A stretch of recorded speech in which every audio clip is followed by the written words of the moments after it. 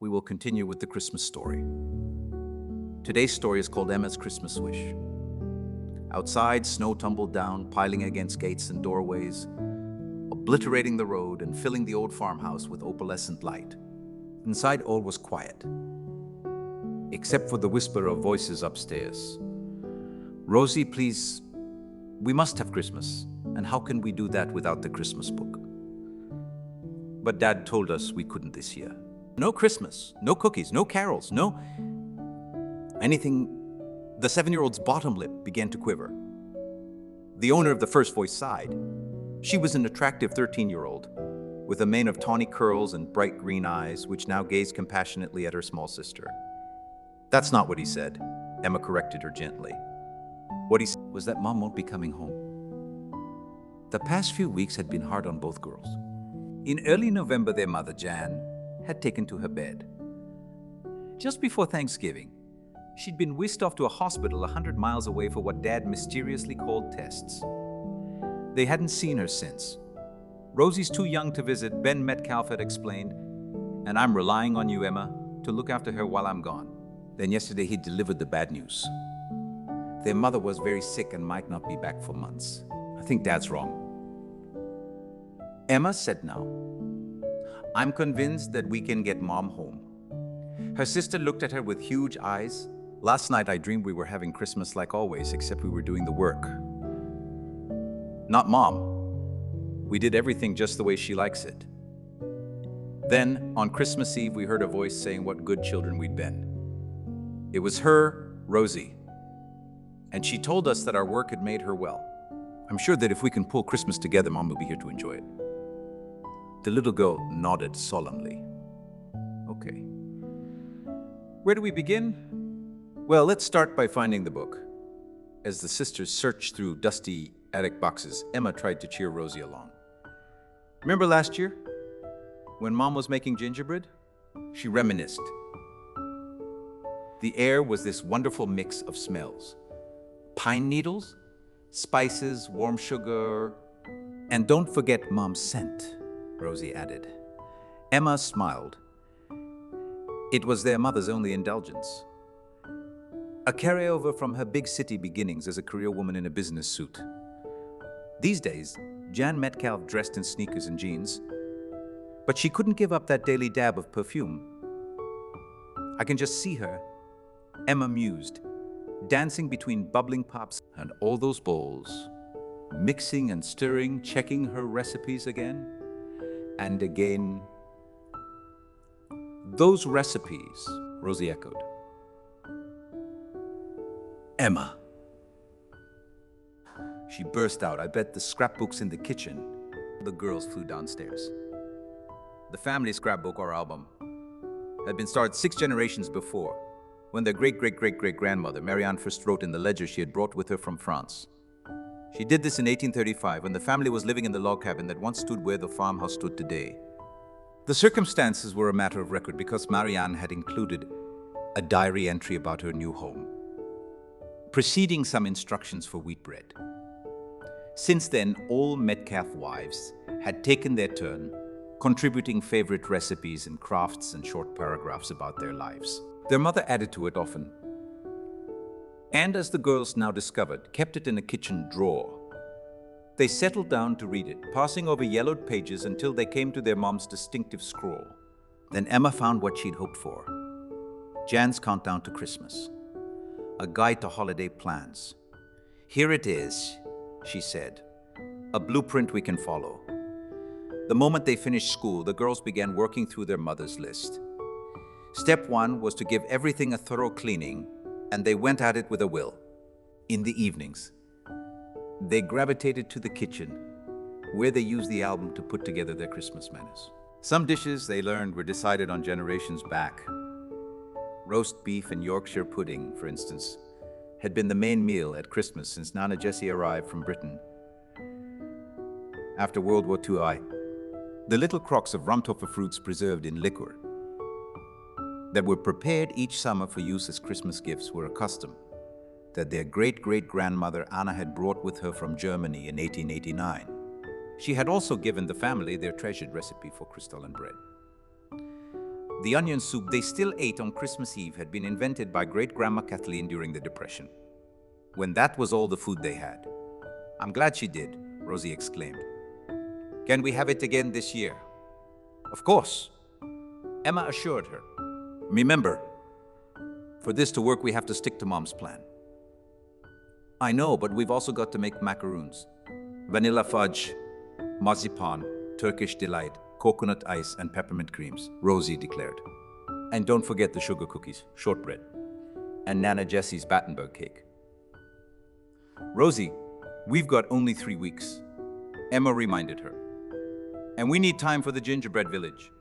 You're not going to try that?" Rosie was incredulous. "Why not? Mom makes one every year," Emma replied. For the next few days, the kitchen came alive with the sounds of clinking bowls, crashing pans, and bursts of helpless giggles. Emma was a good cook. She had won a fistful of ribbons at the county fair. But the girls still had their share of disasters. Pastry burned, sponge cake sank, and the Cristollen bread almost blew the overdoor off. "Watch out," Rosie shrieked. "It's going to explode." Both girls stared at the balloon of dough that hissed and heaved against the oven window. Emma scratched her head. "I followed the instructions." She went over to the book and rechecked the recipe. "See, exactly as it says." "Not quite," Rosie pointed out, peering over. "You're supposed to split it into 6 loaves." Throughout it all, Ben came and went, too tired to notice the strange fragrances or a sprinkling of flour. The man had exhausted himself juggling work home and the 200-mile round trip to the hospital each day. The doctors had discovered what was wrong. Hantavirus, they said, an illness new to America. But they had no medicines to offer. His wife's body had to fight this off on its own, and all that Ben could do was watch, consumed by his own worrying. Then one afternoon he came home to find the girls garlanding the stairs. "What are you two up to?" he asked, mildly amused. Rosie looked guilty and Emma looked resigned. "Dad, I know what you said," she began. "But we thought we should go ahead with Christmas, in case Mom's home in time. We've done most of the work already. We haven't made a mess." "I can see that," he nodded, glancing around. The windows glittered, the floors shone, and a freshly made holly wreath hung above the mantelpiece. "You've been busy," he murmured. "And that's not all," Rosie burst out. "We've made the Christmas food too." She took him by the hand and led him to the kitchen. Where Emma opened the pantry door, her father stood there speechless. Across the countertop and along the shelves were boxes, baskets, jars, and plates, all filled with seasonal goodies. The sisters had outdone themselves. There were cookies and candies, plates of fudge, and carefully wrapped cakes. And in the center of it all, a wobbly gingerbread village which lovingly echoed their mother's design. Ben reached out and touched a lopsided roof. His eyes were damp. "You must have worked very hard," he said in a strangled voice. "Just wait till you see the freezer," Emma replied. A teasing smile flashed across her face, and Ben's heart lurched. She was so like her mom, he had assumed that he was being strong, shouldering the situation all on his own. But now he realized his children had shown the true courage by never giving up hope. "I've been a fool," he whispered, beckoning to his daughters with both arms open wide. The following evening, Ben called them into the living room. "I've got a surprise for you," he announced. There, standing in its traditional corner, was the tallest, bushiest blue spruce they had ever seen. It was the girls' turn to be speechless. "Well, don't just stand there," Ben said. "Let's decorate." As they worked, he reported on his visit to the hospital. "I told Mom about your efforts, and she spoke for the first time in days." "She did," Emma exclaimed. "What did she say?" "Good children." Ben reached up to fill in a blank spot. "She said, 'What good children you've been.'" He turned away too quickly to notice Emma's shocked look. "I was thinking that if she continues to improve, the hospital might let you visit for the holidays." Emma's eyes hardened, and she changed the subject. "By the way, Are you visiting her on Christmas Eve? I thought I should. Why? Well, I was hoping you'd have time for a small celebration before you leave, she explained. Not a problem, he said, intrigued. Good, Emma looked pleased. One more thing. Do you have anything you could do away from home that day? Ben's eyes twinkled. I could probably find something. What time am I expected back? He inquired. Oh, about 5 would be fine, she replied airily, skipping away before he could ask more questions. At 5:30 p.m. On Christmas Eve, Ben Metcalf found himself knocking on his own front door. He had a key, of course, but presumed that he should announce his arrival. Emma let him in. She was not the tousle-haired teenager he'd seen that morning, but a young lady dressed in a skirt, with tawny curls piled carefully on top of her head. Rosie stood behind her, shiny as a new penny, in the dress that Jan had made for her that fall. Well, look at you two, Ben said appreciatively. Hungry? Emma asked. Starved, he admitted. Then let's eat. Rosie declared. The three of them crossed the big hall to the dining room door. Inside, the room was bathed in light. There were candles everywhere, in the windows, along the mantelpiece, and lined up on the table. Their reflections leapt and flickered in the gleaming wood, bouncing off silverware and making the crystal sparkle. This is beautiful, their father gasped. He pulled out his chair, then stopped to survey the array of food in front of him. How have you managed this? Ben blurted out. You can't have learned all these recipes just by watching your mother. Of course not, she laughed. I didn't have to. She wrote everything down in the family album. We used her countdowns as our guide and then tried some of the other stuff. In fact, there's a dish here from every woman in the family. The wheat bread is from great-great-great-grandma Marianne, and the herring sled's great-great-great-grandma Constance's recipe. The onion soup comes from great-grandma Kathleen's kitchen, and the potatoes are Mom's idea. Great-great-grandma Anna provided us with the rum top for dessert, or you can have Nana Jessie's lemon curd tarts. You talk about them as if you know them, Ben remarked. I do.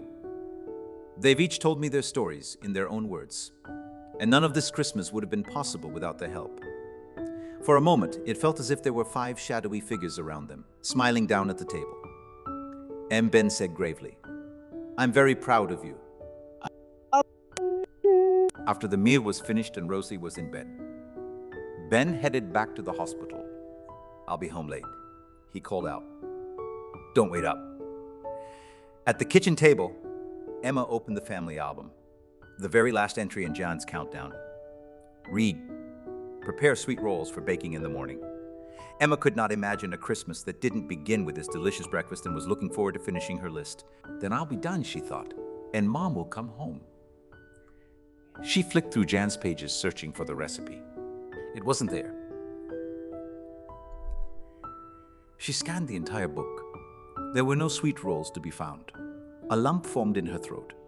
She could only guess that this was the one occasion when her mother carried the instructions in her head. Emma slumped back in her chair, defeated. Who was I kidding? She said bitterly, it was just a stupid dream. The sunshine was streaming through her window the following morning when her father woke her. Merry Christmas, Ben declared. Come down and have breakfast. Emma reluctantly complied, knowing already what a disappointment the day would be. She put her robe on and crept downstairs. As her foot hit the bottom step, she stopped. What was that smell? The sweet medley of cinnamon and fresh yeast. Could it be? She ran into the living room. There, on the coffee table, were cups and jugs and a large plate of sweet rolls. Emma pointed. How did you? She sounded outraged. Ben was smiling, no grinning. For the first time in weeks, I've always made the breakfast, he explained. It was the one Christmas job that your mom would let me do. Only because he wouldn't give me the recipe, said a voice from behind her. Emma stiffened and almost didn't dare to look. She turned slowly to find a pale but upright Jan standing by the door. Merry Christmas, my girls.